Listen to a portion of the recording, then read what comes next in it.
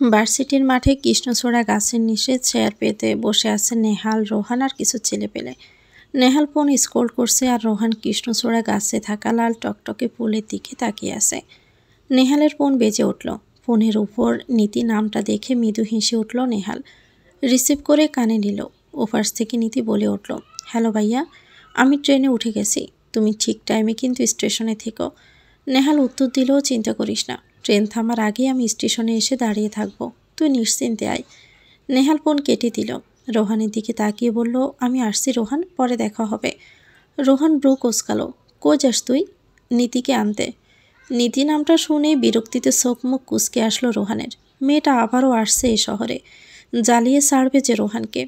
চট্টগ্রামের সবাই কি তাহলে যাবি না আজ রাতের, নাকি একাই চলে যাব আমি? না না, যাবো তো তোর সঙ্গে, একদম রেডি হয়ে আসবো তোর বাড়ির সামনে। 3 দিনের ব্যাপার তো।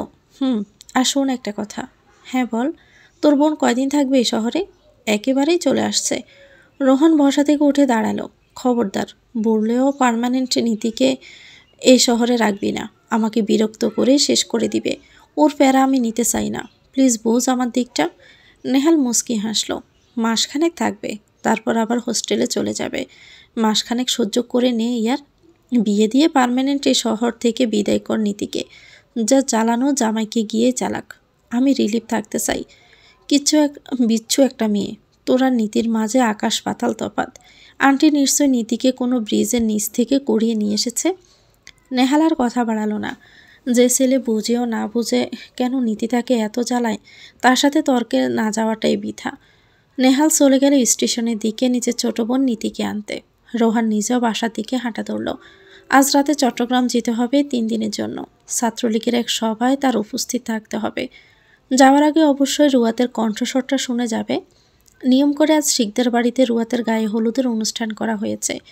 বাড়ির বাহিরে কোনো রং বেরঙের আলো ছিটে ফোটাও নেই। বাড়ির ভিতরটা হালকা পাতলা সাজানো হয়েছে। বাহির থেকে কেউ বলতেই পারবে না এই বাড়িতে বিয়ের উৎসব লেগেছে। রুয়াত হলুদের শাড়িটা পরে বসাতেই নিজে সেজেছে। যেহেতু সে নিজেই সাজের কাজটা ভালো পারে, সেজন্য আর টাকা খরচ করে পার্লারে যায়নি সাজতে। আয়নার সামনে বসে নিজেকে দেখছে। ও বাড়ি থেকে সানজিদা সাদমান এসেছে। সানজিদা রুয়াতের রুমের বিছানায় বসে তার দিকে তাকিয়ে আছে। হলো তোমার ভাবি? রুয়াত ঘাড় বেঁকিয়ে তাকালো। মৃদু হেসে বলল, হ্যাঁ, তাহলে চলো। সানজিদা রুয়াতকে নিয়ে ড্রয়িং রুমে চলে গেল। রজনী আজ বাসন্তী কালারের শাড়ি পরেছে, চুলগুলো হাত খোপা করা, মুখে কোনো প্রসাধনীর ব্যবহার নেই।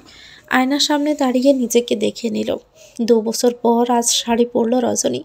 রজনীকে শাড়িতে ভীষণ পছন্দ করত নওফিল। কথাটা ভাবনায় আসতে বুক ফেটে কান্নার দলাগুলো বেরিয়ে আসতে চাইল। রজনী সংযত করে নিল নিজেকে। তারপর শাড়ির কুচিগুলো ধরে নিচে আসলো। সাদমান শিকদার বাড়িতে আজ প্রথম এসেছে, সেজন্য হেঁটে হেঁটে দেখছে পুরো বাড়ি। বাড়ির ভিতরটা দেখে বোঝাই যায় এবারের লোকগুলো বেশ শৌখিন। এ বাড়িতে ছোট একটা লাইব্রেরি আছে, সেখানে বুক সেলফে হরেক রকমের দেশি বিদেশি বইয়ের সমাহার। সাদমানের লাইব্রেরিতে বেশ পছন্দ হলো। লাইব্রেরি থেকে বের হয়ে মাথা উঁচু করতে সাদমানের হৃদস্পন্দন থেমে গেল। মিস সিনিয়র শাড়ি পরেছে, মুখের সাজের ছিটেফোঁটাও নেই, তবুও কি সুন্দর লাগছে তাকে। রজনী ড্রয়িং রুমের এক কোনায় গিয়ে বসল। সোফায় কবির শিকদার, সামিরা শিকদার, রজনীর পুফি, সানজিদার আর রুয়াত বসে আছে। সাদমান এগিয়ে আসলো। সামিরা শিকদার তাড়া দিল হলুদ গায়ে ছোঁয়ানোর জন্য। কবির শিকদার প্রথম ছুঁয়ে দিল হলুদ, তারপর সামিরা শিকদার, তারপর রুয়াতের পুফু আর সানজিদা ছুঁয়ে দিল। এবার পালা রজনীর। রজনী দৃষ্টি নত রেখে বোনের দিকে এগিয়ে গেল। টেবিলের উপর থেকে একটু হলুদ নিয়ে ছুঁয়ে দিল গালে। রজনীর পিছনে এসে দাঁড়ালো সাদমান। রজনী ঘুরে যাওয়ার সময় সাদমানের বাহুর সাথে নিজের বাহুর স্পর্শ হয়। সাদমান চোখ বন্ধ করে ফেলে, কিছু একটা ফিল হয় তার। তারপর রুয়াতের গালে হলুদ ছুঁয়ে দেয়। এদিকে রোহান একের পর এক রুয়াতকে ফোন দিয়েই চলছে। খালি রুমে বালিশের তলায় ফোনটা বেজেই চলেছে। প্রায় 10টা কল দেওয়ার পরও যখন ফোন রিসিভ হলো না, তখন আর ফোন দেওয়া ছেড়ে দিল। মনে মনে ঠিক করে ফেলল চট্টগ্রাম থেকে ফিরে এসে রুয়াতকে তার মনের কথা বলে দিবে। রাত 9টা বেজে ওঠায় রোহান ব্যাগ নিয়ে বের হলো বাড়ির বাইরে। নেহাল অপেক্ষা করছে, চট্টগ্রাম যেতে হবে তাদের। রাতের ডিনারটা করে তারপর সানজিদা সাদমান চলে যায়। যাওয়ার আগে রুয়াতের সাথে তারা পিক তুলে নেয়। বাইকে দেখাতে হবে যে সাফায়াতের হলুদের অনুষ্ঠান শেষ হয়েছে রুয়াতের আগেই। হলুদের অনুষ্ঠান শেষ হতে না হতেই সাফায়াত ওয়াশরুমে ঢুকে গোসল করে ফ্রেশ হয়ে নেয়। গোসল না করলে যে তার রাতে ঘুম হবে না অস্বস্তিতে। একটা নেভি ব্লু কালারের টি শার্ট আর ট্রাউজার পরে বসে আছে রুমে। সাদমান বাসায় ফিরেই সোজা সাফায়াতের রুমে ঢোকে। সাফায়াতকে বিছানায় বসে থাকা দেখে সাদমান এগিয়ে এসে সাফায়াতের পাশে বসে। গলা ঝেড়েই বলে, ব্রো, তোমার জন্য সারপ্রাইজ আছে। সাফায়াত ব্রু কুচকালো। কিসের সারপ্রাইজ? হোয়াটসঅ্যাপ চেক করো আর নিজেই দেখে নাও। সাফায়াত ড্রেসিং টেবিলের উপর থেকে ফোনটা নিয়ে হোয়াটসঅ্যাপ চেক করল। সাদমান রুয়াতের ছবি পাঠিয়েছে। ছবিটা এক নজর দেখে ফোনটা বন্ধ করে দিল। দেখেছো ব্রো? কেমন লাগলো? কি কেমন লাগবে? ভাবিকে? ভালো। সাদমান গাল ফুলিয়ে বলল, শুধুই ভালো? তো কি? আশ্চর্য হই আমি ব্রো, নিজের হবু বউকে নিয়ে প্রশংসা করতেও কিপটেমি করছো তুমি। জাস্ট শাট আপ সাধু, রুম থেকে বের হও, ঘুমাবো। হ্যাঁ পারোই তো, শুধু এটা। রুমে আসলে বের হয়ে যেতে বলো। বাবির পুক তুলে হোয়াটসঅ্যাপে পাঠিয়ে ভাবলাম তুমি হয়তো খুশি হবে, আমাকে থ্যাঙ্কস জানাবা। না, তা না করে খুশি হয়েছো নাকি অখুশি বুঝতেই পারছি না। কৃতজ্ঞতা বলতে কিছুই নেই তোমার কাছে ব্রো। সাদমান চলে গেল। সাফায়াত রুমের লাইট বন্ধ করে শুয়ে পড়ল। চোখ বন্ধ করে এপাশ ওপাশ করতে লাগলো। ঘুমরা চোখে ধরা দিচ্ছে না। প্রায় ঘণ্টাখানেক হাঁসফাঁস করে ঘুমাতে সফল হলো। সকালে সূর্যের রোশনি চোখে পড়তে ঘুম ভেঙে যায় রুয়াতের। আড়মোড়া ভেঙে বিছানা থেকে উঠেই নিজেকে খেয়াল করতে দেখে পরনে সে হলুদ শাড়ি, শরীরে হলুদ লেগে আছে।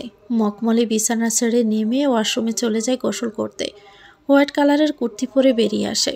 রাত থেকে ফোনটা চেক করা হয়নি, তাই সময় দেখার জন্য বালিশের নিচ থেকে ফোনটা বের করে সময় দেখার জন্য স্ক্রিনে চোখ বোলাতে রুয়াতের চোখ ছানা বড়া। 10টা মিসড কল উঠে আছে। নাম্বারটা খেয়াল করতে দেখে রোহানের নাম্বার। রুয়াত সোজা নাম্বারটা ব্লক লিস্টে ফেলে রাখল। এসব রাজনীতি করা ছেলেপেলেদের থেকে যত দূরে থাকা যায় ততই ভালো, এরা খুব একটা ভালো হয় না। সামিরা শিকদার মেয়ের খাবারটা রুমে দিয়ে গেল। রুয়াত খাবারটা খেয়ে নিল। 10টা বাজতে পার্লারের লোক এসে রুয়াতকে সাজিয়ে দিল। খুবই সিম্পল সাদামাটা সাজ দিয়েছে রুয়াত। লাল টকটকে বেনারসির সাথে বেশ মানিয়েছে। সকাল থেকে রজনী দেখা মিলেনি এখনও রুয়াতের। বোনকে দেখার জন্য মনটা হাঁসফাঁস করছে। সেজন্য ফুফাতো ভাই রাব্বিকে ডেকে বলল রজনীকে গিয়ে বলতে রুয়াত ডাকছে তাকে। রাব্বি স্যুট লাগালো রজনীর ঘরে। রজনী তখন নিজের রুমের বেলকুনিতে দাঁড়িয়ে আছে। রাব্বি গিয়ে বলবো, রজু আপু, রুয়াত আপু তোমাকে ডাকে। আকস্মিক রাব্বির কথায় আওয়াজ শুনে চমকে গেল রজনী, কারণ সে বেলকুনিতে দাঁড়িয়ে কিছু ভাবছিল। রাব্বির দিকে তাকিয়ে মৃদু হেসে বলল, আমি আসছি, তুই যা। রাব্বি চলে গেল। রজনী আরও কিছু সময় বেলকুনিতে থেকে রুয়াতের রুমের দিকে হাঁটা ধরল। রুয়াতের রুমের কাছে আসতে কবির শিকদারের সাথে দেখা হয়ে যায়। কবির শিকদার একবার মেয়ের মুখের দিকে তাকায় কিন্তু কিছু বলে না।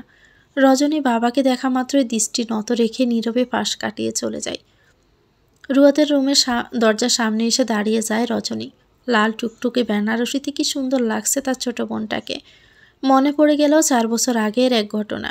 সেদিনও তো সে এমনই সাজে রাঙিয়েছিল নিজেকে। সে দিনটাই নিজেকে পৃথিবীর সবচেয়ে সুখী ভাগ্যবতী লাগছিল। কিন্তু আজ তো পৃথিবীর সবচেয়ে অসুখী অসহায় লাগছে। চোখের কার্নিশ বেয়ে গড়িয়ে পড়া অশ্রুটুকু সন্তপনে মুছে রুয়াতের দিকে আগালো। রুয়াতকে এক হাতে জড়িয়ে মাথায় চুমু খেয়ে বলল, মাশাল্লাহ, খুব সুন্দর লাগছে আমার বোনটাকে। রুয়াত লজ্জা পেল। দৃষ্টি নত করে তাকালো ফ্লোরে। কখন থেকে অপেক্ষা করছিলাম তোমার জন্য, কমপ্লিমেন্ট শোনার জন্য, অথচ এলে এখন। রজনী মৃদু হাসল। আজকের পর থেকে তো রোজ কমপ্লিমেন্ট করবে এমন কাউকে পেয়েই যাচ্ছিস। বোনকে কি ভুলে যাবি রুয়াত? রজনীর কণ্ঠ কাঁপছিল। রুয়াত বোনের দিকে ঘুরে দাঁড়ালো। বোনের গালে আলতো করে হাত রেখে বলল, তোমার সুখ তোমার কাছে ফিরিয়ে দিতেই আমার এই বিয়ে আপু। তোমার জীবনের অপূর্ণতাকে আমি নিজের দ্বারা পূরণ করে দিব। তুমি কিছু চেয়েছো আর রুয়াত দিবে না, এমনটা কখনো কি হয়েছে? রজনীর চোখ মুখ খুশিতে জ্বলে উঠল। কথা দিচ্ছিস? রজনী কৃতজ্ঞতার প্রকাশ করলো বোনকে জড়িয়ে ধরে। আমি অপেক্ষায় আছি সেই দিনটার। তার আগে কথা দাও, আমি চলে যাওয়ার পর ঠিকমতো মেডিসিন খাবে আর বাহিরের মানুষের সামনে যথাসম্ভব নিজেকে ঠিক রাখবে। আমি ভীষণ চেষ্টা করি রুয়াত নিজেকে ঠিক রাখার, কিন্তু চোখের সামনে অমন নরম তুলতুলে দেহের প্রাণ দেখলে নিজেকে সামলাতে পারি না। সামলাতে হবে আপু, বাঁচতে হবে তো সুস্থভাবে। দুবোনের কথার মাঝে সামিরা শিকদার আসে রুয়াতকে নিয়ে যেতে, কারণ সাফায়াতরা চলে এসেছে। রজনী পিছন পিছন আসলো বোনের। ড্রয়িং রুমে সাদা পাঞ্জাবি পরে বসে আছে সাফায়াত। পাশে সানজিদা, সাদমান, শারমিন বেগম। কবির শিকদার কাজের পাশে বসে আছে। রুয়াদকে নিয়ে সামিরা শিকদার সাফায়াতের পাশে বসিয়ে দিল। সাফায়াত বলেও রুয়াতের দিকে তাকায়নি। কাজী সাহেব শারমিন বেগমের দিকে তাকিয়ে বলল, দেনমোহর কত ধার্য করব? সাদমান পাশ থেকে বলল, আঙ্কেল দিয়ে দিন না, 20-25 লাখ। আমার ব্রো বিয়ে করছে কি ছেড়ে দেওয়ার জন্য নাকি? সাফায়াত কেসে উঠল, 20-25 লাখ কি মুখের কথা? কাজী সাহেব সাদমানের দিকে তাকিয়ে বলল, এটা ছেড়ে দেওয়ার জন্য না, এ দেনমোহর পরিশোধ না করলে মেয়েকে ছুতেও পারবে না তোমার ভাই। সাদমান নুইয়ে গেল, আমতা আমতা করে বলল, তাহলে আর কি, সবচেয়ে কম টাকা দেনমোহর করেন। শারমিন বেগম সাদমানকে ধমক দিয়ে চুপ করিয়ে বলে, 2 লাখ করেন কাজী সাহেব। কাজী সাহেব শারমিন বেগমের কথা মতোই 2 লাখ টাকা ধার্য করলেন দেনমোহরে। এবার রুয়াদের কবুল বলার পালা। রুয়াদকে কবুল বলতে বললে রুয়াদ বোনের দিকে তাকায়। বোনের মুখে আগাম পেতে যাওয়া কিছু আনন্দ একই চোখে মুখে ফুটে উঠছে। যখন হাতে পাবে তখন তাহলে খুশির সীমানাটা কোথায় গিয়ে ঠেকবে ভাবতে রুয়াদের মুখে হাসি ফুটল। বোনের দিকে পূর্ণ দৃষ্টি রেখে কবুল বলে উঠল রুয়াদ। কাজী সাহেব সাফায়াতকে কবুল বলতে বললে সাফায়াত আর চোখে এক ঝলক তাকায় তার জীবন সঙ্গিনী হতে যাওয়া রুয়াদের দিকে। দৃষ্টি তার দিকে রেখে কবুল বলে দিল। সাদমান রজনীর দিকে তাকালো। মেয়েটাকে দেখে মনে হচ্ছে মেয়েটা বোনের বিয়ে উপলক্ষে এক্সট্রা যে সাজ বা নতুন জামা কাপড় পরা সেটা তার মধ্যে নেই, অথচ চোখে মুখে এত আনন্দের খেলা দেখে মনে হচ্ছে বোনের বিয়েতে সবচেয়ে বেশি খুশি রজনী। মিস সিনিয়রকে অদ্ভুত লাগে সাদমানের কাছে, যেন তেন অদ্ভুত না, ভীষণ অদ্ভুত। অন্যান্যদের থেকে অনেকটাই আলাদা এই মেয়েটা। কিছু একটা তো আছে এর মাঝে, কিন্তু কি আছে? ফুলে সজ্জিত রুমে বসে আছে রুয়াদ, অপেক্ষা গুনছে সাফায়াতের আসার। একটু আগেই সব নিয়ম পালন করে রুয়াদকে সাফায়াতের রুমে বসিয়ে দিয়ে গেছে। পুরো রুম ফুলের গন্ধে মৌ মৌ করছে। রুয়াদ পুরো রুমে চোখ বোলালো। রুমে আসবাবপত্র বলতে একটা খাট, একটা আলমারি, একটা ভ্যানিটি, সোফা আর সোফার সামনে টি টেবিল, আর সাইডে একটা বুক সেলফ যেখানে অনেক ধরনের বইয়ের সমাহার। দরজা খোলার শব্দে গোড় থেকে বের হলো রুয়াদ। মাথা উঁচু করে ঘোমটার ভিতর থেকে দেখল সাদা পাঞ্জাবি পরিহিত সাফায়াত দরজা বন্ধ করে এগিয়ে আসছে তার দিকে। সাফায়াত রুয়াদের সামনে বসে হাতঘড়িটা খুলতে খুলতে বলে, ফ্রেশ হয়ে আসুন। রুয়াদ গোমটা উঁচু করল। সাফায়াতের দিকে পূর্ণ দৃষ্টি দিয়ে বলল, আমি তো জামা কাপড় আনিনি। আলমারিতে আছে। ও বাড়ি থেকে দিয়ে দিয়েছে জামা কাপড়? না, মা কিনে রেখেছিল। কথা কম বলে এখন যান, ফ্রেশ হয়ে আসুন। ঘুম ধরেছে, ঘুমাবো। রুয়াদ শাড়ির কুচিগুলো দৌড়ে বসা থেকে উঠে দাঁড়িয়ে আলমারির কাছে গিয়ে আলমারি খুলে দেখে আলমারির এক সাইডে সালোয়ার কামিজ আছে 2-3টা আর 4-5টা শাড়ি। শাড়ি পরে যেহেতু ঘুমাতে পারবে না, সেজন্য রুয়াদ সালোয়ার কামিজ নিয়ে ওয়াশরুমে চলে গেল। ওয়াশরুম থেকে ফ্রেশ হয়ে এসে দেখে সাফায়াত ড্রেস চেঞ্জ করে বিছানায় শুয়ে কপালে এক হাত দিয়ে রেখেছে। বিছানায় থাকা সজ্জিত ফুলগুলোর মধ্যে একটা ফুলও অবশিষ্ট নেই বিছানায়। সব ফুলের স্থান হয়েছে রুমের এক কোণে থাকা ময়লার জড়িতে। রুয়াদ ভেবে পেল না এখন তার কী করা উচিত। মিনিট কয়েক সময় ওয়াশরুমের দরজার সামনে দাঁড়িয়ে থেকেই অতিবাহিত করে ফেলল রুয়াদ। সাফায়াত অন্য পাশে ঘুরে শুয়ে বলে, লাইট নিভিয়ে দিয়ে শুয়ে পড়ুন, অযথা দাঁড়িয়ে না থেকে। রুয়াদ বেনারসিটা সোফায় রেখে লাইট বন্ধ করে সাফায়াতের পাশেই শুয়ে পড়ল। এটা কি আদৌ কোনো বাসরঘর? বাসরঘরে তো রোমান্টিক ভাইব থাকে, অথচ তাদের মধ্যে রয়ের ভাবটাও নেই। দুজন দুপ্রান্ত ঘেঁষে শুয়ে আছে। মনে হচ্ছে এদের এক প্রকার বাধ্য করে এই রুমে রাখা হয়েছে। রুয়াতের মুখ বরাবর জানালা, সে জানালা দিয়ে স্পষ্ট চাঁদকে দেখা যাচ্ছে, যে তার জ্যোৎস্না ছাড়িয়ে দিয়েছে এই ধরনীতে। রুয়াদ চাঁদের দিকে তাকিয়ে থাকতে থাকতেই ঘুমিয়ে পড়ল। সকালে সূর্যের রোশনি পড়তেই চোখে ঘুম ভেঙে যায় রুয়াতের। আড়মোড়া ভেঙে চোখ মিলে তাকাতেই অপরিচিত রুম দেখে বরকে যায়। পরক্ষণে মনে পড়ে সে এখন তার শ্বশুর বাড়িতে। ফাঁস ফিরে তাকায় রুয়াদ। সাফায়াত নেই বিছানায়। ওয়াশরুম থেকে পানির শব্দ আসছে, তার মানে লোকটা ওয়াশরুমে। রুয়াদ মখমলে বিছানা থেকে উঠে দাঁড়ালো। তারপর ভ্যানিটির সামনে দাঁড়িয়ে নিজেকে দেখে নিল সব ঠিকঠাক আছে কিনা। এরই মধ্যে ওয়াশরুমের দরজা খোলার শব্দ শুনে রুয়াদ ঘাড় বেঁকিয়ে তাকায়। সদ্য গোসল করা সাফায়াত বেজা চুল থেকে টপ টপ করে পানি পড়ছে। গলায় টাওয়াল ঝুলানো, উদাম দেহ, পরনে শুধু ট্রাউজার। রুয়াদ বেহায়ার মতো দৃষ্টি নিয়েই তাকিয়ে রইল। সাফায়াত গলা থেকে টাওয়ালটা সোফার উপর রেখে রুয়াদের পাশে দাঁড়িয়ে ভ্যানিটিতে নিজের প্রতিবিম্ব দেখে বলে, এভাবে তাকিয়ে থাকার কি মানে? রুয়াদ হকচকিয়ে গেল। এক ডোক গিলে ওয়াশরুমে চলে গেল। সানজিদা এসেছে ভাইয়ার বাবির জন্য খাবার নিয়ে। দরজার ভিতর থেকে আটকানো দেখে সানজিদা দরজায় কড়া নাড়ে। ভাইয়া উঠেছ? সাফায়াত আলমারি থেকে শার্ট বের করে পড়তে পড়তে বলে, হ্যাঁ উঠেছি, খাবার নিয়ে এসেছি। সাফায়াত দরজা খুলে দিল। সানজিদা খাবারের ট্রেটা ভিতরে ঢুকে টি টেবিলের উপর রেখে দেয়। খাবারটা খেয়ে বাবিকে নিয়ে নিচে আসতে বলেছে মা। আচ্ছা যা, আসতেছি। সানজিদা চলে গেল। সাফায়াত খাবার প্লেটের দিকে তাকিয়ে দেখে ব্রেড আর ডিম পোস্ট সাথে জুস। সাফায়াত একটা ব্রেডের টুকরো ডিমে উঠিয়ে মুখে পুরে নিল। 2 গ্লাসের মধ্য থেকে 1 গ্লাস জুস নিয়ে ঢকঢক করে খেয়ে নিল। সাফায়াতের খাওয়া শেষ হতে রুয়াত ওয়াশরুম থেকে বেরিয়ে আসে। সাফায়াত রুয়াতকে দেখে বলল, খাবারটা খেয়ে নিন চটজলদি, মা নিচে ডেকেছে।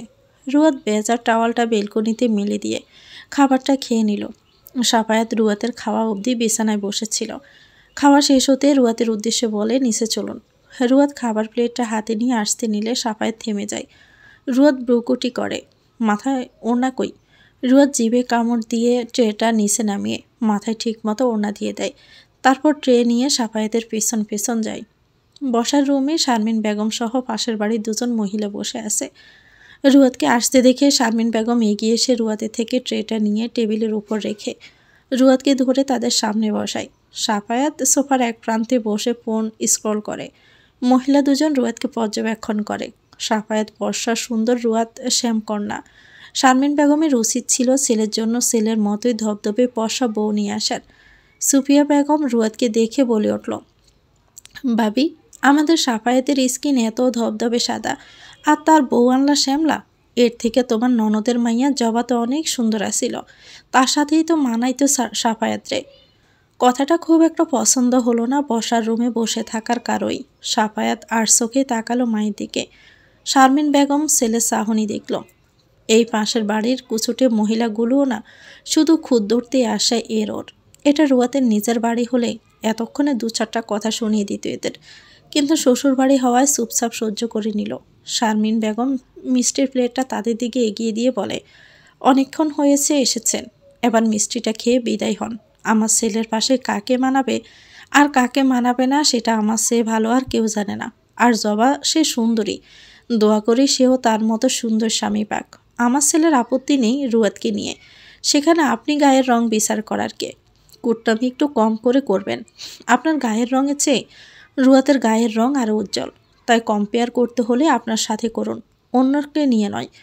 মহিলাটা অপমানে চুপ হয়ে গেল। মিষ্টি না খেয়ে পাশের মহিলাকে টেনে নিয়ে চলে গেল। শারমিন বেগম রুয়াতের গালে আলতো হাত রেখে বলে, এসব মহিলার কথায় কান দিবে না, এরা আসে নিচু জায়গায় বেশি পানি ঢেলে জায়গাটাকে নষ্ট করতে। রুয়াত মুচকি হেসে বলে, না মা, ওনাদের একটা কথাও কানে নেইনি। গুড, এ সানজিদা রুয়াতকে তোর রুমে নিয়ে যা, একটু পর পার্লারে লোক আসবে। সানজিদা নিজের রুম থেকে বেরিয়ে এসে রুয়াতকে নিয়ে যায়। দুপুরের দিকে শিকদার বাড়ি থেকে কবির শিকদার আর রুয়াতের ফুফা হালিম আসে। রুয়াতকে লেমন কালারের শাড়ি পরানো হয়েছে, আর সাফায়াত সাদা শার্ট, তার উপরে black sweet. Sadman off white কালারের পাঞ্জাবি পরেছে। সাদমানের চোখ জোড়া রজনীকে খুঁজছে, কিন্তু রজনী আসেনি। কবির শিকদার সন্ধ্যায় ফেরার পথে। রুয়াত, সাফায়াত ও সাদমানকে শিকদার বাড়ি নিয়ে আসে। মেয়ে জামাই আশায় হুলস্থুল আয়োজন করছেন সামিরা শিকদার। হরেক রকমের পিঠা, নানান স্বাদের খাবার টেবিলে বসিয়ে সাদমান ও সাফায়াতকে খাবার খাওয়াচ্ছে। সাদমান খাবার খাওয়ার চাইতেও এদিক ওদিক বারবার তাকাচ্ছে যেন রজনীকে একটু দেখতে পারে, কিন্তু না, রজনীর ছায়াকেও সে দেখতে পেল না। খাওয়া দাওয়া শেষে সাফায়াতকে রুয়াতের রুমে পাঠানো হয় আর সাদমানকে গেস্ট রুমটা রজনীর 3 রুম পরে। সাদমান নিজের জন্য বরাদ্দ করা রুমের দিকে যেতে নিলেই দেখে রজনী তার রুম থেকে বের হচ্ছে, সাথে রুয়াতও। সাদমান দাঁড়িয়ে যায়। চোখ জোড়া রজনীকে দেখা মাত্রই শীতল হয়ে গেল। হৃৎপিণ্ড জোড়ে বয়ে গেল হিমেল হাওয়া। রুয়াত সাদমানকে দেখে মুচকি হেসে বলে, ভাইয়া আপনি এখানে? সাদমান মাথা চুলকে বলে, আন্টি এদিকে দেখিয়ে দিল থাকার জন্য রুম। ও আচ্ছা, আসুন রুমটা দেখিয়ে দেই। রুয়াত হাঁটা ধরল। সাদমান রজনীর দিকে তাকিয়ে বলল, কেমন আছেন মিস সিনিয়র? জি ভালো, আপনি? ভীষণ ভালো লাগছে এখন। কেন, আগে খারাপ ছিলেন?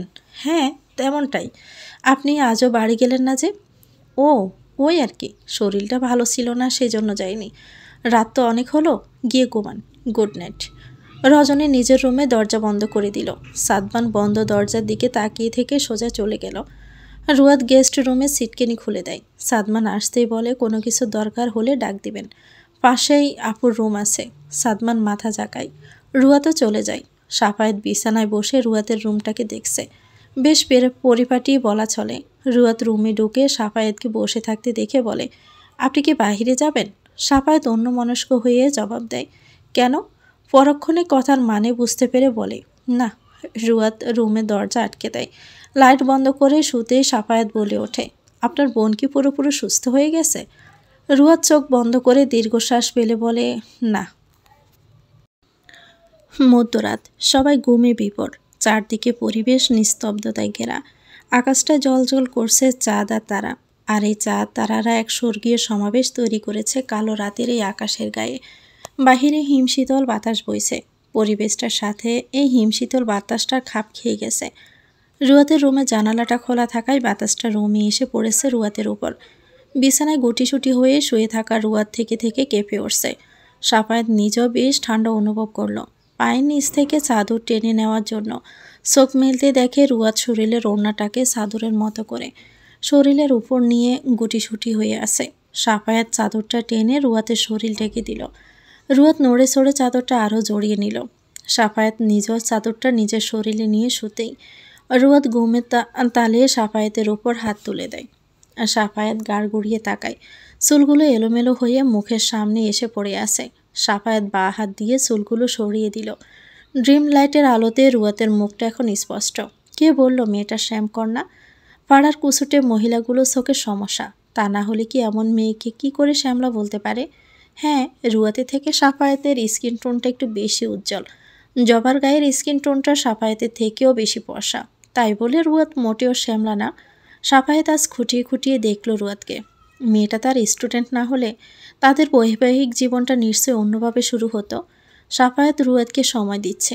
এত হুড়ারি বা কী আছে? না রুয়াত পালিয়ে যাচ্ছে আর না সাফায়েত নিজে। বিয়ে যেহেতু হয়েছে তখন বৈবাহিক সম্পর্ক ঠিকই একদিন হবে। সাফায়েত বালিশের নিচ থেকে ফোনটা বের করে সময় দেখে নিল। এখন বাজে রাত 2টো বেজে 40 মিনিট। সাফায়েত বালিশ থেকে নেমে আসা রুয়াতের মাথাটা ঠিক করে দেয়। রুয়াত উল্টো ফিরে ঘুমায়।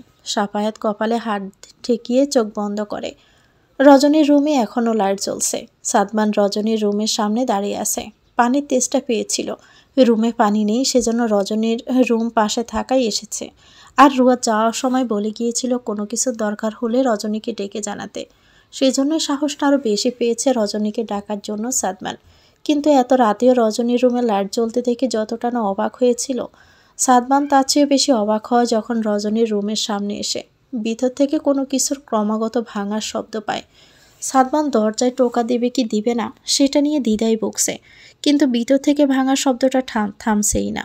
সাদমান সাহস করে দরজায় টোকা দিল, কিন্তু ভিতর থেকে কোনো রেসপন্স আসলো না। সাদমান এবার রজনীর নাম ধরে ডাকলো, মিস সিনিয়র, শুনছেন? কিসের শব্দ আসছে ভিতর থেকে? আপনি কি ভাঙছেন কিছু? দরজা প্লিজ খুলুন না। কিন্তু না, ভিতর থেকে ভাঙার শব্দ ছাড়া রজনীর কণ্ঠের শব্দ আসছে না। সাদমান বুঝতে পারছে না এখন তার কী করা উচিত। রজনীকে তো ডাক শুনে কোনো কথাই রিপিট করছে না। সাদমান আর দেরি করলো না, রুয়াতের রুমের দিকে ছুটে আসলো। দরজা কড়া নেড়ে বলল, ব্রো শুনতে পারছো? একটু বাহিরে আসবে? সাফায়েতের কেবলই চোখে ঘুম এসেছিল। দরজায় কড়া নাড়া শব্দে ঘুমটা ভেঙে গেল। মনে মনে সাদমানকে বকতে আর ভুল করলো না। রুয়াতের দিকে তাকিয়ে দেখলো চাদর সরে গেছে। সাফায়েত সেটা ঠিক করে দরজা খুলে দিল। সাদমান অস্থির কণ্ঠে বলল, ব্রো, মিস সিনিয়রের রুমের ভিতর থেকে ক্রমাগত কিছু ভাঙার শব্দ আসছে। আমি ডেকেছি কিন্তু কোনো সাড়া শব্দ পাইনি। সাফায়েত ব্রু কুচকে বলল, মিস সিনিয়রটা কে? সাদমান এদিক ওদিক তাকিয়ে বলল, রজনী। চকিতে চমকে উঠল সাফায়েত। কি হয়েছে রজনীর? তার রুম থেকে কিছু ভাঙার শব্দ আসছে। আমি ডেকেছি, রেসপন্স করেনি। সাফায়েত হাঁটা লাগালো রজনীর রুমের দিকে। এখনও ভাঙার শব্দ বেশি আসছে। সাফায়েত দরজায় ধাক্কা দিয়ে বারবার বলে উঠল, রজনী, ওপেন দ্য ডোর। বাংসুর করছেন কেন? দরজা খুলুন কুইক। দরজা খুলল না রজনী, কিন্তু মিনিট 2-এর মধ্যে ভাঙচুরের আওয়াজ থেমে গেল। সাফায়েতের কণ্ঠস্বর শুনে কবির শিকদার, সামিরা শিকদার আর কবির শিকদারের বোন হন্তদন্ত হয়ে ছুটে আসেন। সাফায়েতকে রজনীর রুমের দরজা ধাক্কাতে দেখে সামিরা শিকদার বয়ার্ত কণ্ঠে বলে ওঠে, কি হয়েছে সাফায়েত? রজনী কি করেছে? সাফায়াত দরজায় ধাক্কা দিতে দিতে বলে, রজনী রেসপন্স করছেন আন্টি? এতক্ষণ রুমের ভিতর থেকে বাংসুরের আওয়াজ আসছিল। সামিরা শিকদার দরজা ধাক্কা দিল। অস্থির কণ্ঠে মেয়েকে ডাকতে ডাকতে বলল, রজনী, মা দরজা খুলছিস না কেন? ও রজনীর বাবা, কিছু করো না। রজনী তো দরজা খুলছে না। কবির শিকদারের মনেও অজানা ভয় ঢুকে গেল। আর দেরি না করে সাফায়েতকে বলল দরজাটা ভেঙে ফেলতে। সাফায়েত আর সাদমান দুজনে দরজা ভাঙার ব্যবস্থা করে। কবির শিকদার সামিরা শিকদারকে বলল তাড়াতাড়ি রুয়াতকে ডেকে আনতে। সামিরা শিকদার মেয়ের রুমের দিকে ছুটলেন। রুয়াতের বাহুতে হালকা ধাক্কা দিয়ে বলে, রুয়াত ওঠ, রজনী দরজা খুলছে না। রুয়াত হালকা চোখ মেলে তাকালো। ঘুমের রেশ এখনো কাটেনি। সামিরা শিকদার মেয়েকে শোয়া থেকে উঠে বসালো। রজনী দরজা খুলছে না রুয়াত। সামিরা শিকদারের বলা কথাটা কান অবধি ভালো মতো পৌঁছাতেই রুয়াতের ঘুমের রেশ কেটে যায়। তড়িৎ গতিতে মায়ের দিকে তাকায়, বড় বড় চোখ করে বলে, আপু দরজা খুলছে না। রুয়াত সাহসাই ছুটে রুম থেকে বেরিয়ে আসলো। রজনীর রুমের সামনে আসতে দেখে সাফায়াত, সাদমান আর কবির শিকদার মিলে রুমের দরজা ভাঙার চেষ্টা করছে। রুয়াত দরজার পাশে দাঁড়িয়ে বোনকে ডেকে উঠছে, আপা, এই আপা, দরজা খুলছিস না কেন? আপা দরজাটা খোল। 20 মিনিটের মতো দস্তাদস্তি করে দরজাটা ভাঙতে সক্ষম হলো সাফায়াত, কবির শিকদার আর সাদমান। দরজা খোলার সাথে সাথে সবাই হুড়মুড়িয়ে রুমে ঢুকতেই সাফায়াতের শরীরের সমস্ত লোম খাড়া হয়ে গেল। সাদমানের যেন মনে হলো সে ভুল দেখছে। কবির শিকদার স্তব্ধ হয়ে দাঁড়িয়ে আছে। রোয়া দৌড়ে বোনের কাছে ছুটে গেল। প্রহরে রক্তের ছড়াছড়ি, চারদিকে ছড়িয়ে ছিটিয়ে আছে ভাঙা কাছের জিনিসপত্র। রজনীর হাত পা থেকে গড় গড় করে রক্ত বের হচ্ছে। রুয়াত রক্তমাখা রজনীর হাতখানা ধরে চিৎকার করে বলে ওঠে, ও মামা, আমার আপা, মা, আপার এমন হইল কেন? ও আপা কথা বলো না কেন? ও বাবা, আপু কথা কয় না। মা, আপারে কথা কইতে কও আমার সাথে।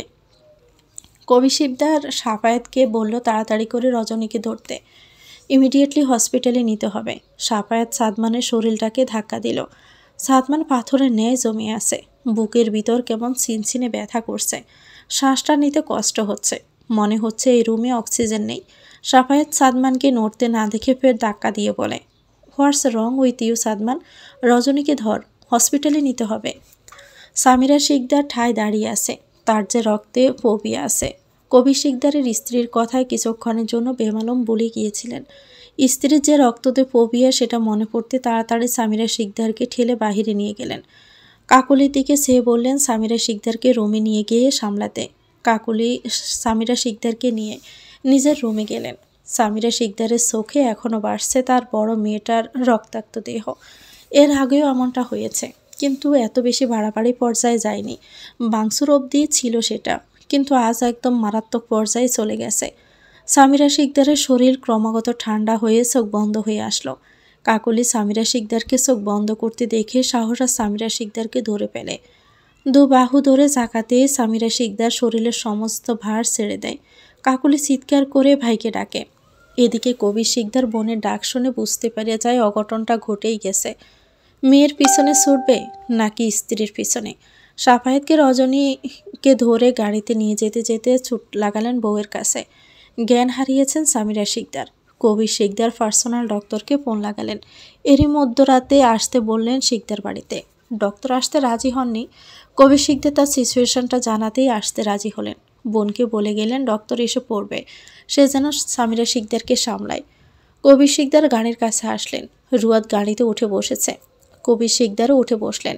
সাফায়েত আর সাদমান রজনীকে রুয়াতের কোলের মধ্যে শুইয়ে দেয়। রুয়াতের অবস্থাও বাজে। কান্নাকাটি করার ফলে চোখ মুখ ফুলে গেছে, চুলগুলো এলোমেলো হয়ে আছে। বারবার বোনের গালে আলতো করে থাপ্পড় দিয়ে বলছে বোনকে উঠতে। সাদমান একটু পর পর রক্তে মাখা রজনীর দেহটার দিকে তাকাচ্ছে। ঘুমানোর আগেও তো তার মিস সিনিয়রের সাথে কথা হলো। কয়েক ঘন্টার ব্যবধানে কি থেকে কি হয়ে গেল।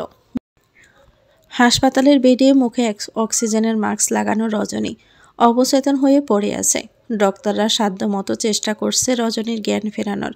হাতে শিরা কেটে যাওয়ায় রক্ত এখনও বের হচ্ছে। রজনীর এমন ক্রিটিক্যাল অবস্থা দেখে ডক্টর শাপিনের কপালে দুবাস পড়ল। এমন কেয়ারলেস ফ্যামিলি আদৌ হয়? বারবার বলে দিয়েছিল মেয়েটাকে চোখে চোখে রাখতে, আর মেডিসিনটা টাইম টু টাইম খাচ্ছে কিনা সেটা দেখতে। কিন্তু না, পরিবারের সামান্য গাফলতির কারণে মেয়েটার প্রাণ যেতে বসেছে।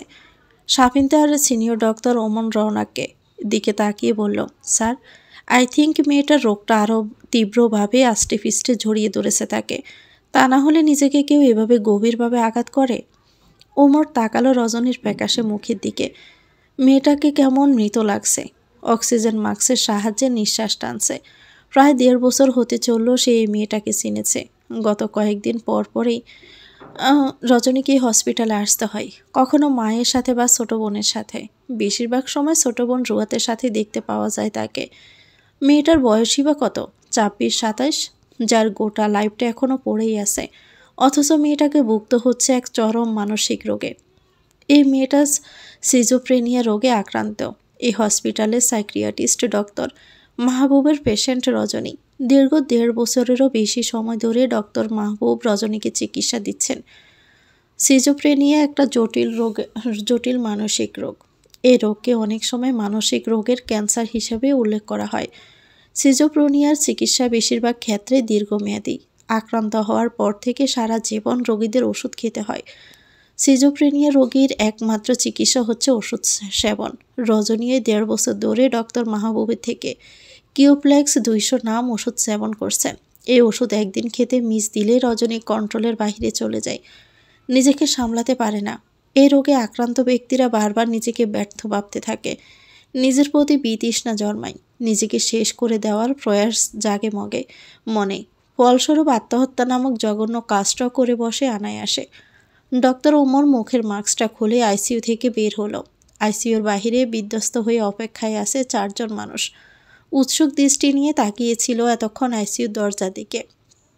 রুয়াতের অবস্থা শোচনীয়। কিছুটা দূরে রুয়াতের বাবা রুয়াতের মাথায় হাত রেখে মেয়েকে শান্ত করার চেষ্টা করছে। ডক্টর ওমরকে বের হতে দেখে সাফায়াত এগিয়ে গেল। শান্ত কণ্ঠে জিজ্ঞেস করল, রজনী কেমন আছে ডক্টর? অপরিচিত এক মুখ ডক্টর ওমরের সামনে। সাফায়াতকে ঠিক চিনল না। আপনি কে পেশেন্টের? তার ছোট বোনের হাজব্যান্ড। ওমর তাকালো বিধ্বংস রুয়াতের দিকে। রুয়াত এলোমেলো পায়ে হন্তদন্ত হয়ে হেঁটে আসছে তার দিকেই। সাদমানের রাগ লাগছে ডক্টরের উপর। রজনী কেমন আছে সেটা না বলে এই লোকটা এটা ওটা জিজ্ঞেস করছে। রুয়াত উৎকণ্ঠা নিয়ে জিজ্ঞেস করল, ওমর ভাই, আপা কেমন আছে? ওমর শান্ত চোখে তাকালো রুয়াতের দিকে। তোমাকে ডক্টর মাহবুব কি বলেছিল রুয়াত? বলেনি তোমার বোন যেন একদিনও ওষুধ খাওয়া মিস না করে? খেয়াল রাখনি কেন বোনের দিকে? রুয়াতের ঢের মনে আছে ডক্টর মাহবুবের বলা কথাগুলো। সে তো শ্বশুরবাড়ি ছিল। এবারে যাওয়ার আগে মাকে পই পই করে বলে গেছে তার আপা যেন ওষুধ যেন খায় সেটা নিয়মিত দেখতে। তার মা কি সামান্য কাজটা করতে পারল না? নাকি ইচ্ছে করে খোঁজ নেয় না বোনের? সে বছর কয়েক আগের করা অন্যায়টা কি এখনও মনে পুষে রেখেছে তার মা? সেজন্যই বোনের প্রতি এত অনীহা তার মায়ের। ভাই, আমি যে শ্বশুরবাড়ি ছিলাম, আম্মাকে বলে গিয়েছিলাম, কিন্তু আম্মা যে খোঁজ নিবে না ওষুধ খাচ্ছে কি খাচ্ছে না সেটার আমি বুঝতে পারিনি। এখন আপা কেমন আছে বলেন না ওমর ভাই? ওমর তপ্ত শ্বাস ফেলল। কথায় আছে না, মানুষ একটা অন্যায় করলে তার ভার বয়ে বেড়ায় মৃত্যুর আগ অবধি। রজনীরও হয়েছে সেই দশা। বেচারি একটা বোলের মাসুল দিচ্ছে নিজের জীবন দিয়ে। ভালো নেই তোমার বোন, জ্ঞান ফিরছে না। হাতের শিরাটা বেশ ভালোভাবেই কেটেছে। রুয়াতের বুক দরপড় করে উঠল। 2 কদম পিছিয়ে ভারসাম্যহীন পড়ে যেতে নিলে সাফায়াত আগলে নেয়। রুয়াতের কানে এখনো বাজছে ওমরের বলা কথাটা, তার বোন ভালো নেই। জ্ঞান ফিরছে না মানে কি? তার আপার কি জ্ঞান ফিরবে না? সাদমান কিছুই বুঝতে পারছে না। রজনী কিসের ওষুধ খায়, আর কিসের জন্যই বা খায়? রুয়াতের বাবা দূর থেকে ওমরের কথাগুলো শুনল। কাছে আসার সাহস পাচ্ছে না। ওমর নিজেই এগিয়ে গেল তার দিকে। কবির শিকদারের মাথা নত। কথা বলার মতো ভাষা তার নেই। ওমর নিজেই বলল, মাথা নত করে কেন রেখেছেন মিস্টার শিকদার? মেয়ের থেকে মেয়ের অন্যায়টা আপনার চোখে বড় হয়ে দাঁড়ালো। এখন মেয়েটা যে মরতে বসেছে, আপনি খুশি তো? কবির শিকদার তড়িৎ গতিতে মাথা তুলে তাকালো। কোনো কি বাবা চায় তার আগে তার সন্তানের মৃত্যু? কবির শিকদারের নীরবতা দেখে বেজায় রাগ হলো ওমরের। একটা মানুষের হৃদয় এতটাও পাথরের ন্যায় হতে পারে, ইনাকে না দেখলে ওমর জানতেই পারত না। কবির শিকদারের কাছে আগে তার সম্মানটাই বড়, তারপর বাদবাকি সব। ওমর চলে আসলো সেখান থেকে। রুয়াত হাঁটু গেড়ে বসে আবার ডুকরে কেঁদে উঠল রুয়াতের কান্না মাখা মুখটা দেখে। সাফায়াতের বুকের বাঁ পাশে কেমন ব্যথা অনুভব হলো। রুহাতের বাহু ধরতে রুয়াত জড়িয়ে ধরল সাফায়াতকে। সাফায়াতের বুকে মুখ গুজে কান্নারত গলায় বলল, স্যার, আমার আপা ঠিক হয়ে যাবে তো? আল্লাহ কেন আমার আপার জীবনে এত দুঃখ দিল স্যার? আমার আপার সুন্দর জীবনটাকে নরক বানিয়ে দিল নফিল নামক অমানুষটা। আমি ঘৃণা করি এই লোকটাকে ভীষণ। পৃথিবীর সবচাইতে জঘন্য এই লোকটা। রুয়াদ প্রচণ্ড আকারের বোন পাগল। বোনকে মারাত্মক ভালোবাসে। বাবা মাকেও এতটা ভালোবাসে না মনে হয়। বিয়ের আগে কবির শিকদার রুয়াতের ব্যাপারে সব বলে রেখেছিলেন। রুয়াত পৃথিবীর কাউকেই নিজের সবটা দিয়ে ভালোবাসলে সে ব্যক্তিটি হলো রজনী। তারও যথেষ্ট কারণ আছে। সাদমান রুয়াতের কথাগুলো শুনে মনে বারবার একটা নামই আওড়াচ্ছে। সেটা হলো নওফিল। কে এই নওফিল? কী সম্পর্ক নওফিলের সাথে রজনীর? রজনীর জীবনটা নষ্ট করার পিছনে নওফিল কিভাবে জড়িত? কত প্রশ্ন ঘুরপাক খাচ্ছে। সাদমান সাফায়াতের কাঁধে হাত দিয়ে বলে, ব্রো। সাফায়াত শেষ করতে দিল না। রুয়াতকে আগে সামলে নেই, পরে কথা বলছি তোর সাথে। সাফায়াত বুঝে গিয়েছে বাইয়ের ডাকের মানে। তার কানে একবার যেটা পৌঁছে যায় সেটা না শোনা অবধি স্থির থাকতে পারে না। সাফায়াত আলতো করে রুয়াতের মুখখানায় নিজের হাত রাখে।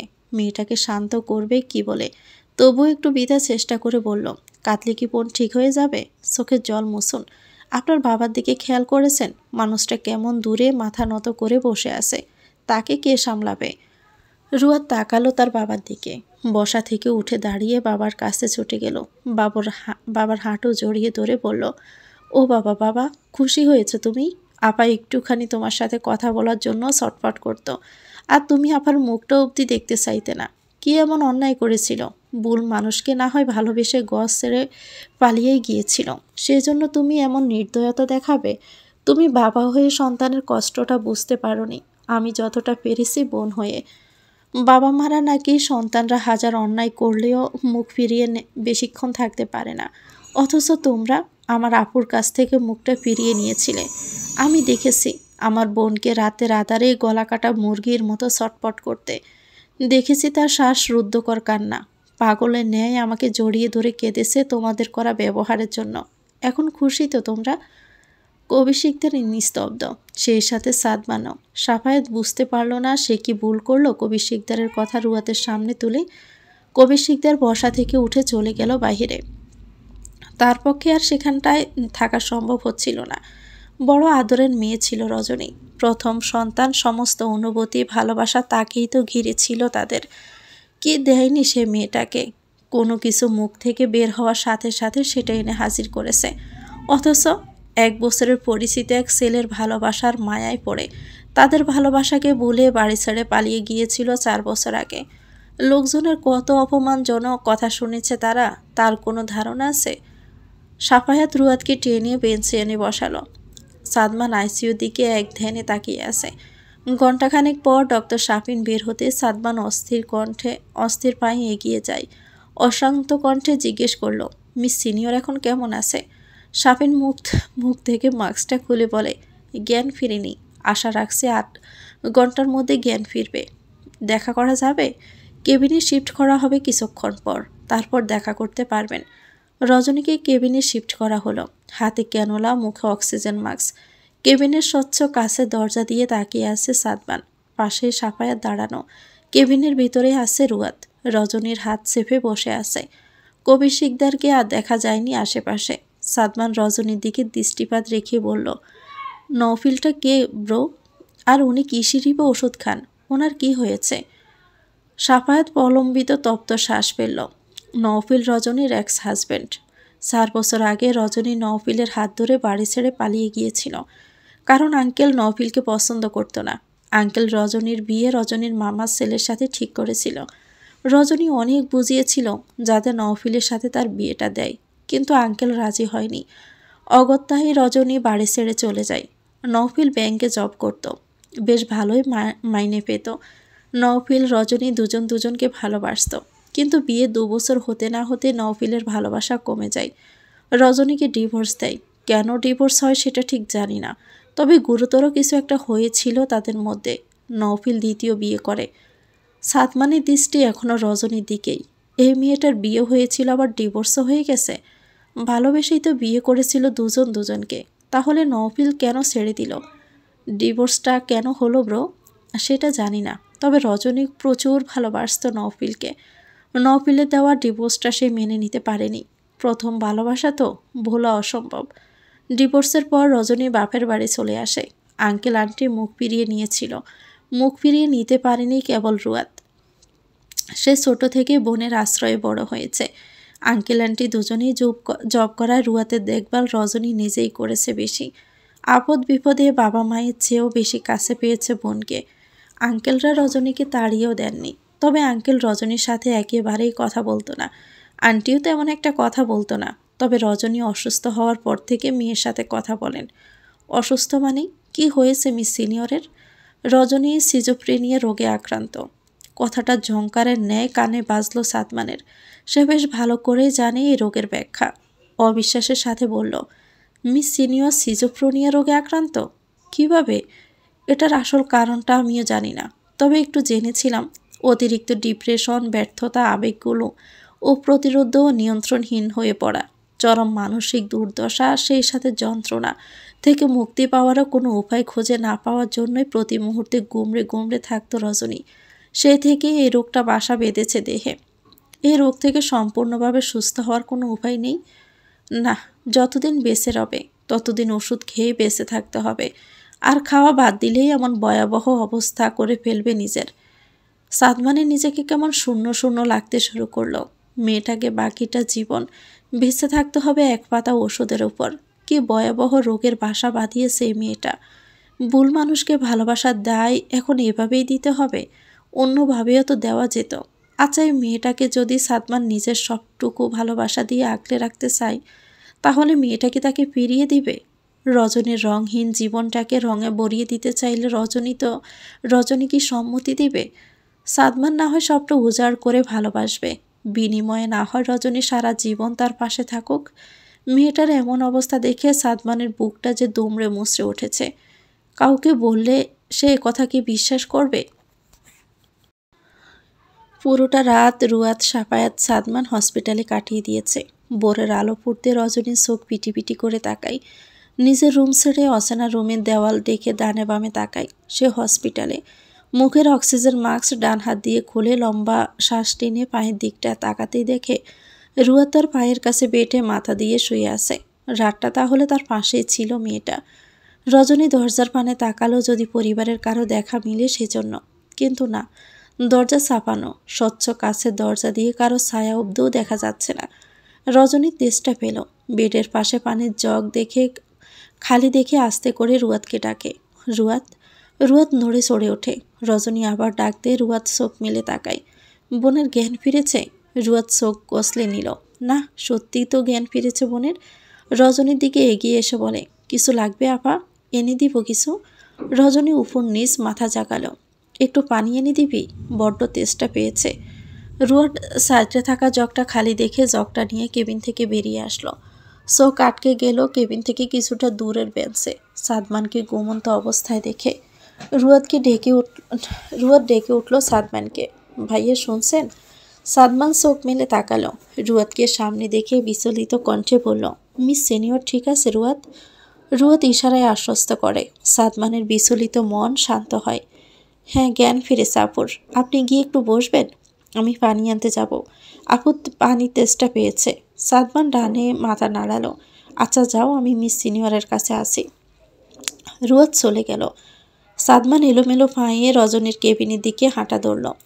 দরজা ঠেলে ভিতরে ঢুকতে চোখ গেল বেডে চোখ বন্ধ করে শুয়ে থাকা রজনীর উপর। সবাইকে নাস্তানাবুদ করে মেয়েটা কি শান্তিতেই না চোখ বন্ধ করে আছে। সাদমান দরজাটা হালকা চাপিয়ে দিয়ে রজনীর বেডের পাশে রাখা টুলে বসলো। কিছুক্ষণ বসে থেকেও রজনীকে চোখ মেলতে না দেখে সাদমান আকুতি ভরা কণ্ঠে বলে উঠল, চোখ মেলে তাকাবেন একটু মিস সিনিয়র? হঠাৎই পুরুষালী কণ্ঠ শুনে চোখ মেলে তাকালো রজনী। সাদমান বসে আছে। পলকহীন দৃষ্টি তার দিকেই নিবদ্ধ। সে টেরই পায়নি সাদমান কেবিনে এসেছে। সাদমানের বক্ষপটে মধ্যরাত থেকে বইতে থাকা অশান্ত জ্বর মুহূর্তে শান্ত হয়ে গেল। সাদমান মুখে হাসি ফোটালো। এই হাসিতে নেই কোনো প্রাণ। ভীষণ ভয় পাইয়ে দিয়েছিলেন রাতে মিস সিনিয়র আমাদের সবাইকে। এমনটা কেউ করে? প্রতি উত্তরে রজনী হাসল। এখন শরীর মন সুস্থ না থাকলে শব্দ করে হাসত। ভয় কেন পাবেন আপনি? মৃত্যুটা নিশ্চিত হয়ে গেলে দুনিয়া থেকে কমে যেত এক পাপিস্টার হায়াত। সাদমান রেগে উঠল। মেয়েটা নিজেকে পাপিষ্ট কেন বলছে? সে কি পাপ করেছে যে নিজেকে পাপিষ্ট বলবে? সাদমান গলায় কাঠিন্য ভাব এনে বলল, নিজেকে পাপিষ্ট কেন ভাবছেন? খুব কি আহামরি বড় পাপ করে ফেলেছেন? পৃথিবীর সবচেয়ে বড় পাপ কাজটা আমি করেছি, আমার বাবা মাকে কষ্ট দিয়ে। বাবা মাকে কষ্ট দেওয়া ব্যক্তি পৃথিবীর সবচেয়ে জঘন্য পাপী। বুঝলেন? যে পাপ করার পর অনুতপ্ত হয় সে কি করে পাপী থাকে মিস সিনিয়র? ভালোবাসা তো ভুল নয় মিস সিনিয়র, ভুলটা হচ্ছে ভুল মানুষকে ভালোবাসা। আপনি ভুল মানুষকে ভালোবেসে ঠকে গেছেন। রজনী হাসল, অমায়িক সে হাসি। সব জানার শেষ তাহলে? পুরোপুরি জানার সুযোগ হয়নি এখনো। বেশি জানতে আসবেন না সাদমান, তাহলে জ্বলে পুড়ে ছারখার হয়ে যাবেন আগ্নেয়গিরি লাভার তাপে। এখনই ভয় দেখাচ্ছেন? না, সতর্কতা করলাম। কারণ এই পৃথিবীতে ভালোবাসা এক আপাদ মস্তক ভণ্ডামি প্রতারণা ছাড়ার কিছুই না। সবার ভালোবাসায় এক পাল্লায় মাপাটা কি ঠিক মিস সিনিয়র? জানি না ঠিক কিনা, কিন্তু না মেপেও তো পারলাম না। ভালোবাসা হচ্ছে একটা লটারি, যা সবার ভাগ্যে থাকে না। এই লটারির বিজয়ী হতে হলে ভাগ্য লাগে, যা খুব কম মানুষেরই হয়ে থাকে। এই ভালোবাসা নিয়ে বিজ্ঞানীরা গবেষণা করে কি জেনেছিলেন জানেন? কি? পৃথিবীর ৮০% মানুষই ভুল মানুষকে ভালোবেসে ঠকে যায়। যাদের পাবে না ঘটনাক্রমে তাদেরকে ভালোবেসে ফেলে। কি অদ্ভুত বিষয়টা, তাই না? ভাগ্যে যদি নাই বা থাকে, তাহলে অনুভূতিগুলো কেন তাদের ঘিরেই জন্মায়? নিষিদ্ধ জিনিসের প্রতি মানুষের আকর্ষণটা একটু বেশিই থাকে। পারবে না জানে, তবু বোকার মতোই তারা কেন তাদের ভালোবেসে কষ্ট পেতে যায়। আর যারা পেয়েও হারিয়ে ফেলে তাদেরকে নিয়ে কি বলবেন? এ পৃথিবীতে না পাওয়া চেয়ে পেয়ে হারানোর ব্যথাটা তীব্র। আপনি বেশ গুছিয়ে কথা বলতে জানেন। বয়স তো আর কম হলো না আমার। খুব বেশি ডিফারেন্ট না আপনার আর আমার বয়সের মধ্যে। রুয়াদ পানির জগ নিয়ে কেবিনে প্রবেশ করলো। রজনী প্রতিউত্তরে কিছু বলল না। রুয়াদ গ্লাসে পানি ঢেলে বোনকে খাইয়ে দিল। ফুপিকে ফোন করে জানিয়ে দিয়েছে রুয়াদ যে রজনীর জ্ঞান ফিরেছে। রুয়াদের মা জ্ঞান হারানোর ঘণ্টাখানেক পরেই জ্ঞান ফিরেছে। কি আশ্চর্য, এক পরিবার তার রোগ ব্যাধি দিয়ে ভরা। রুয়াদের নজরে আসলো সে সাফায়াতকে দেখছে না। সাদমানের দিকে তাকিয়ে নিচু গলায় বলল, ভাইয়া স্যার কোথায়? ব্রো তোমার বাবার সাথে। বাবা কথা তুলতে রুয়াদ জানতে চায় বাবা কোথায়? হসপিটালের নিচে চায়ের দোকানে। লোকটা কেমন ভেঙে গেছে রুয়াদ, কাল ওভাবে কথা বলাটা তোমার ঠিক হয়নি। রজনী শর্ট করে বলে উঠল, তুই কি বলছিস আব্বুকে? তেমন কিছু না। সাদমান ভাইয়া আপনি একটু ওনাকে ফোন দিয়ে বলবেন সকালের খাবারটা হোটেল থেকে নিয়ে আসতে। এটা নিয়ে টেনশন করো না, আমি ব্রোকে বলে দিয়েছি। সাফায়াত হাতে খাবার নিয়ে কেবিনে ঢুকে রুয়াতের হাতে দিয়ে বাহিরে এসে বেঞ্চে বসে কবি শিকদারের পাশে। ডক্টর ওমর রজনীর জ্ঞান ফেরার কথা শুনে রজনীকে দেখতে চলে আসে। রুয়াত রজনীকে খাইয়ে দিচ্ছে। ওমরকে দেখে রজনী স্মিত হাসে। এই হাসিটা ওমরের গা জ্বালিয়ে দিল।